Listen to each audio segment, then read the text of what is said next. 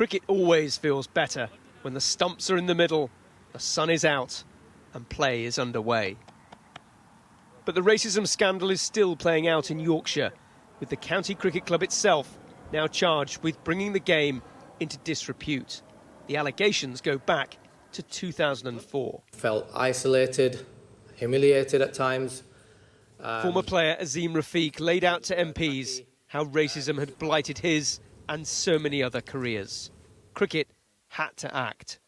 Rafiq, who could still be disciplined himself over his own anti-Semitism, welcomed the charges. He said, "This has been another gruelling but unfortunately necessary process. It's been a long 2 years since I went public about my experiences, but I hope this all means that no young player ever goes through such pain and alienation again." Young players here in Bradford and in all corners of the UK need a more equal and accessible sport. Certainly at grassroots levels, we're yet to see any changes, any positive changes that have actually happened. Some individuals and some organisations have done quite well out of the changes that have happened, but again, people working at the grassroots levels, we're still waiting for something to happen.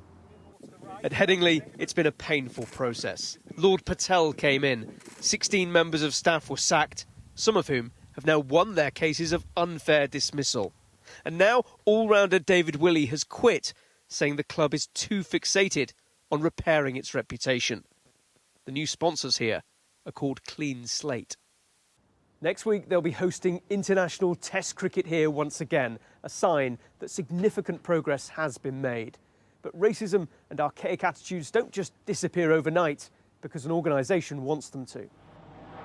This is a well-supported, proud institution, and that brings a range of thinking through the gates. If you go onto the terraces and in the stands at Headingley now, you still hear a denial, right? There's a very strong denial that I am institutionally racist. The club might be, but I'm not. And that's an educational issue that people aren't necessarily grasping what that means.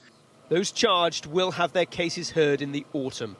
Some deny any wrongdoing, but the ECB is standing by its promises to act on racism within the game. Tom Parmenter, Sky News, West Yorkshire.